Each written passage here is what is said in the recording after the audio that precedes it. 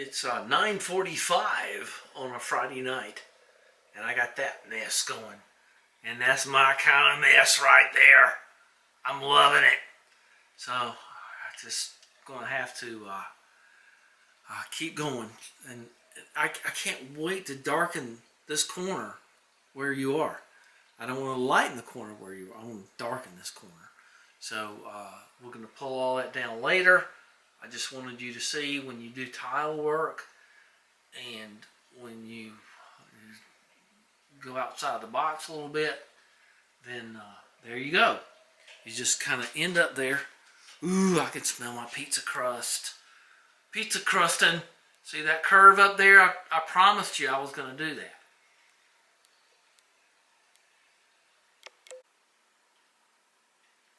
Tiles and tribulations. Well, I thought y'all would want to see how that turned out. And that's poor man's tile there. Now I'm ordering some, but anyway, long story. Let's not get into it. Let's go into this. One of the problems with this gravel that Sean talked me into, other than it being kind of expensive, is that it gets in your shoes, and then it gets on my wood floor, and that makes me mad.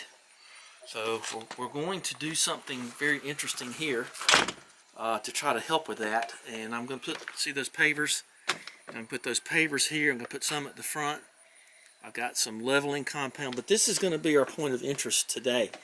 And that's where I cut on my tile. And so this is going to be interesting. So let's get the broom out here and sweep off the ant block. We'll move that to there. Won't that be interesting? Not really, I guess, but all right. So remember this the way it looks right now, okay? Because it's going to be different here very soon. Let's see if I can find a broom. Thought I had one out here. No, it's on the front porch. That's right. We don't need no stinking brooms, do we? We've got this thing.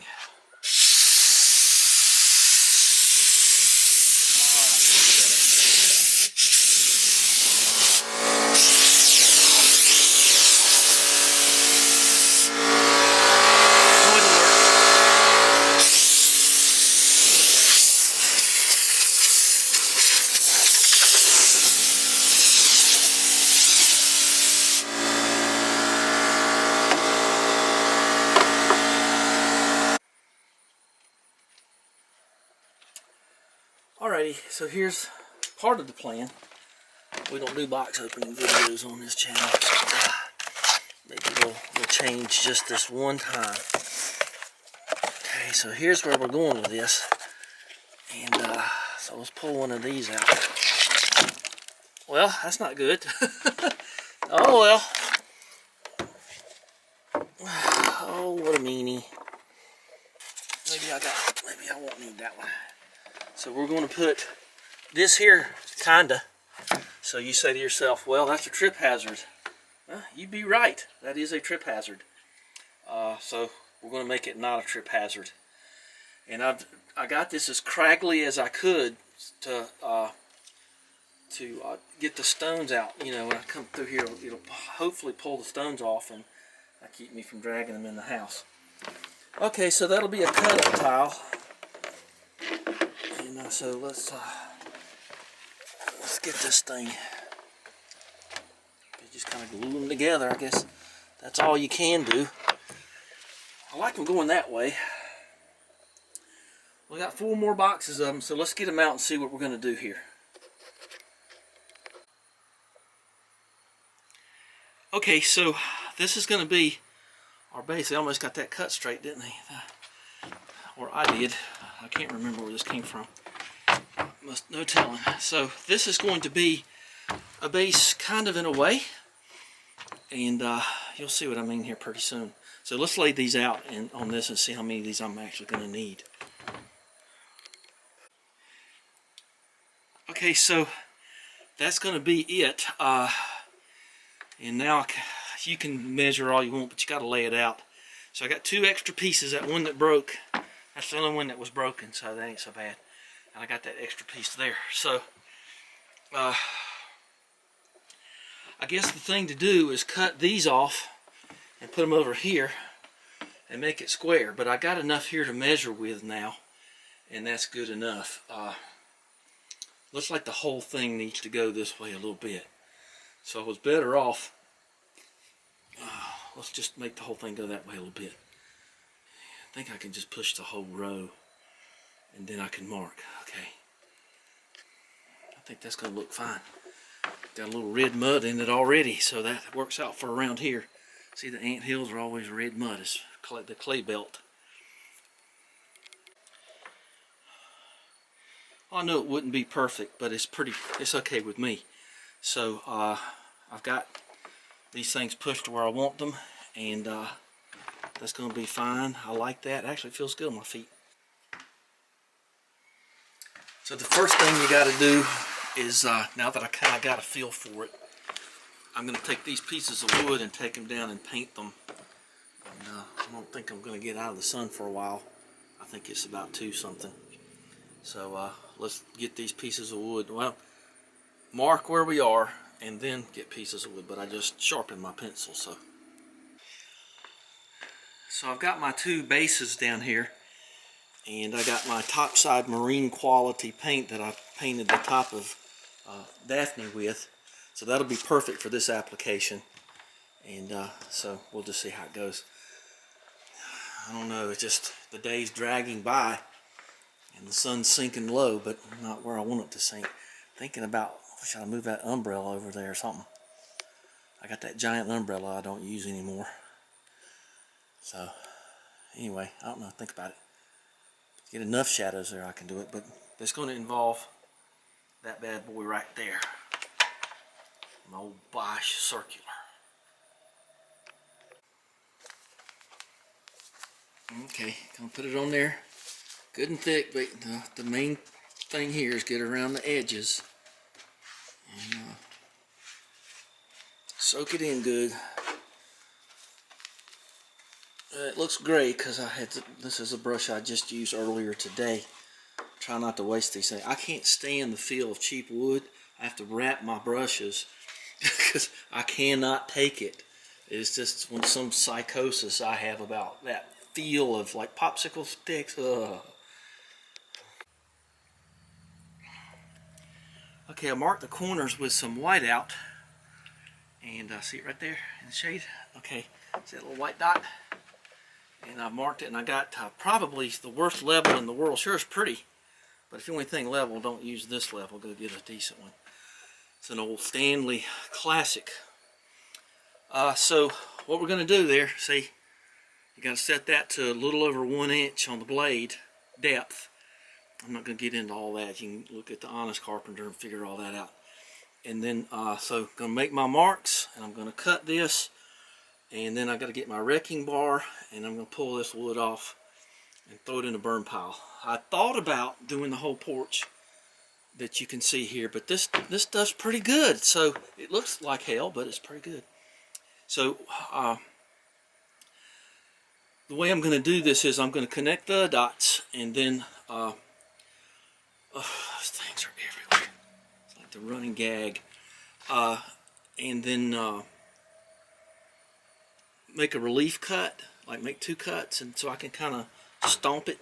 Might just cut, you know, both of these and just bust these in little pieces and throw this on the burn pile that has metal in it, right? Right.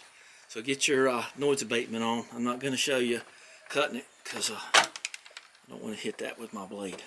Let's mark and cut. Ugh, I can't. I got all that stuff painted down there. It's not going to get any better. So I got to get this done. Y'all may not have seen this. It's on, might be on Odyssey if you want to look at my old stuff. But when Mick got all those fancy snap-on cabinets, I made this called the snap-off cabinet. And I learned something very interesting. I got this Orient Strand board, OSB board, and I built this thing just sort of, yeah, it's kind of a joke, but I figured I'd use it. But the thing that you learn is when you paint that stuff, it gets pretty damn rigid, darn rigid. And so I was kind of surprised by how it was all flabby wabby, and then all of a sudden it was pretty good. And the same thing's happening here. I figured it would, especially with that good topside paint there. So I painted both sides of these. They're curing in the sun, and I'm going to head back up and do some more cutting and show you what's going on up there. But those will have to sit there for a couple hours. And it's just soaking it up like the house on Green Acres, man, if y'all remember that episode. Oh, big framing nailer. Ran out of battery. So I've made my cuts here. Don't step on anything until you're sure, okay? Because you just go right through. So I'm pretty sure this is okay because I can see a joist here and here, so I feel like that's okay. But Rex is helping me where the circular saw, you know, won't go. So I won't run it because there's no battery in it. But see, that's Rex. And this just helps you get the parts that the circular saw misses. But step carefully. Okay, I've made my relief cut here, so you should just be able to just pull this stuff up. Now, oh, there goes one. When you get one, the other ones go a little better. Now, make sure careful where you're standing. All right, well, let's just get it out of here. I think that one's still attached, but you get the drift. Don't go walking around the yard now. Be careful where you're standing. Okay, well, I'm going to use the wrecking bar and save time, but there you go. Whew. Interesting, huh? Okay, round one. It's all in the yard. And that seems like a very stable joist there. So, be a little tricky getting in and out here in a minute, but that's the way it goes. Alright, it's all on the ground. I don't think I need those anymore down here anyway. Or these. So there's the big hole. And I was able to burn out a bunch of spiders and eggs and stuff. But you can tell that this is a bolted together situation, which is okay with me. See the bolts right there? And they're not exactly even, are they? That's okay. Now the one thing that worries me, of course, is right here. I might have to do something about that. I don't know quite yet what I'm going to do, but I'll do something. I'll figure out something. So see, I'm going for depth here, if you didn't realize that already, so that the stones won't stick up so proud. And this is the only way I could think to do it. There is no other way to do it. So it is the best way to think to do it, because no other thinking. Got to go in. Now you could cut into these joists a little bit more, and that's one of the reasons I was careful selecting this tile and getting the quarter ply and all that stuff. So I'm going to measure. Looks like that kind of narrows out right there, don't it? So let me get a piece of paper and go change shoes so I can stand in this mud and get rid of more of them spider webs and put some cross bracing in, cutting 2x4s, nailing them up, blah blah, big deal. And you stagger them, of course, so you can get the nail gun in there. Makes me just kind of want to do something here. I don't know what I'm going to do, what I would do there. But, you step there, you're going to get hurt. I can tell you that right now. Don't allow lumber to stay on the ground around your house. It attracts termites. So I made a chart of what I need here, and they are kind of varying. So, sons of guns. So I got my mud shoes on. I need to put my cuffs up a little bit and go down there and get them 2x4s and stagger me off some stuff here. Okay, let's do that. I know I'm going to spray them weeds, I promise. Just not right now. So here's the problem. These things track up in your shoes, and they're little rocks, and they end up in the house. I got to do something. I think I need to blow that off, but we'll worry about that later. Okay, let's try to make this thing a little safer. How about that? I don't want to do those. Alright, it's time to start cutting the little support structures. I'm going to need both hands. This is an old tool, but it's got the laser beam thing. Kind of cool. Okay, everything's in place. We've got all the things, and I marked every one of those supports. And there's my chart, and there's air, and there's the nailer. I got all my stuff on. Got my mud shoes on. So let's nail in some supports here. It'll be toe nailing some not. Just kind of depends on the angle of the support. So it's better to close this door to protect the inner door. Hey, and just to make sure you don't have a nail fly off and hit any glass. I know that's glass, but it's way on up there. So, all right, let's got my hammer, got my air right here. All right, let's go. Okay.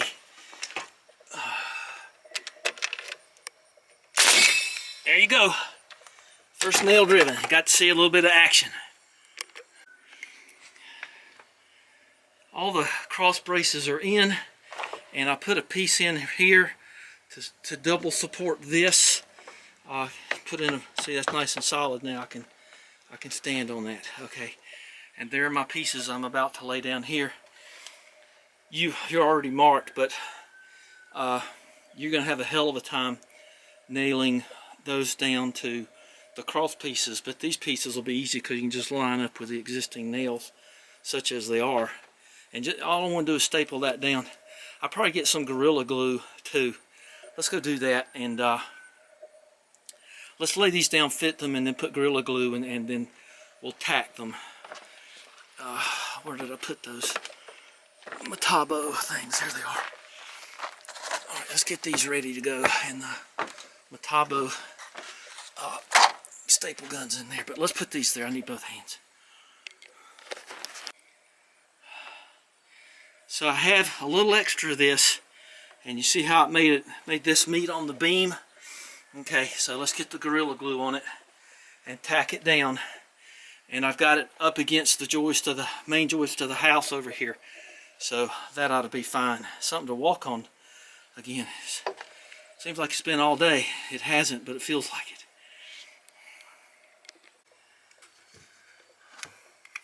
So I used my Gorilla Glue to mark where the cross members are. And I know it's about there. So now what you can do, let's see, it's right here, right there. And these are the staple things. Might be turned up a little high, but that's okay. So now what you can do is you can draw an arrow here to mark this one when you put the other one in. And you'll, you know, you got a chance anyway.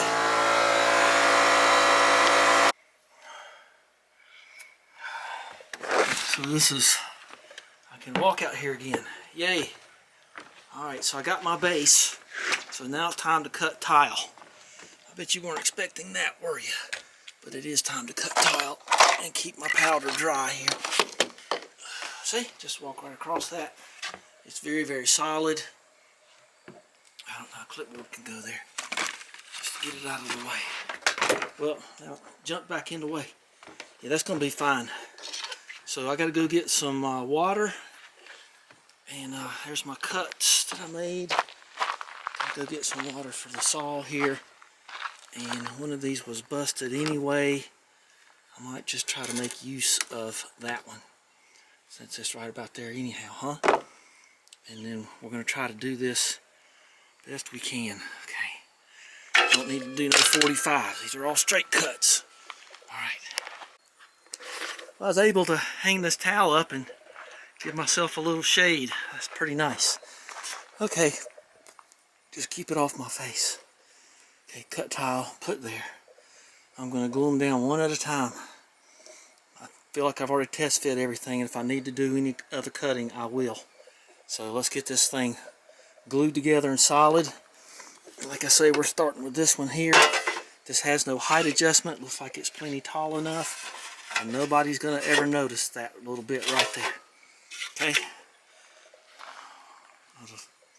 I can't do this one-handed, sorry. Let's put that right, let's put that on the piece of wood, and then that way we'll burn it. So there they are, and that looks pretty doggone good considering kind of meatball surgery. So let's go over here. Still nervy about walking around. Okay, and you can use the scraps hopefully to fill in when you get to over here. We'll see about that in a minute, but there you go. So I think I got enough to see. I'm going to start here. I got a little. I guess I meant to do it. I don't remember anymore. About ½ an inch in there to slip the last one in, but I want it to be square out here. Like you say, you can fill that in, and nobody's going to get their feet up under there, so you're going to be fine. So let's start gluing and going. Might as well keep rolling tape for you. And then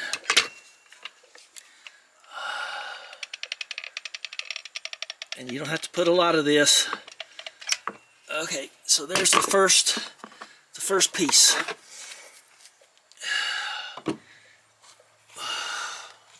There you go. All right, let's finish it up. Next shot will be finished, I hope.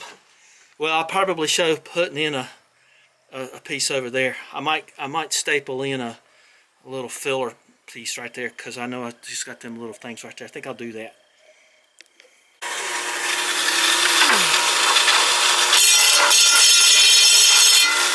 Okay, that's it. Final shot.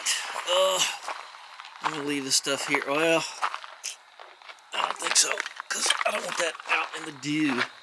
So there it is. I may have to go underneath and do some bucking up, but that just matches what I imagined rather nicely. And there's my waste pile right there. So let's put this right here. And this is somewhat, you know, I don't know, what's the word I'm looking for?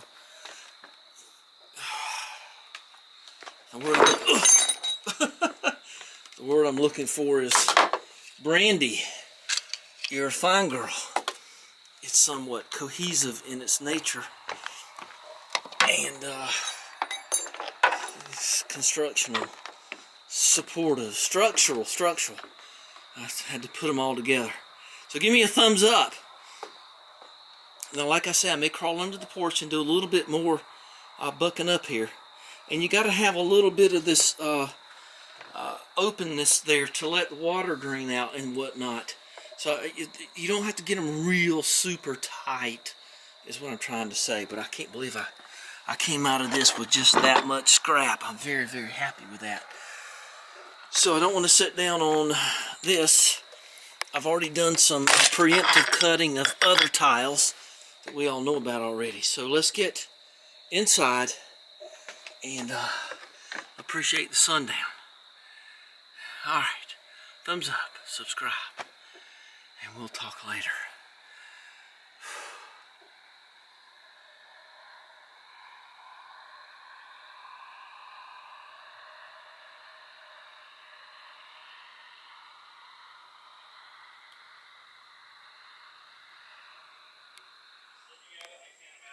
Well, I got up about 2 this morning, and I just decided that it's just going to have to, I'm going to have to redo all of this. Those steps are kind of questionable.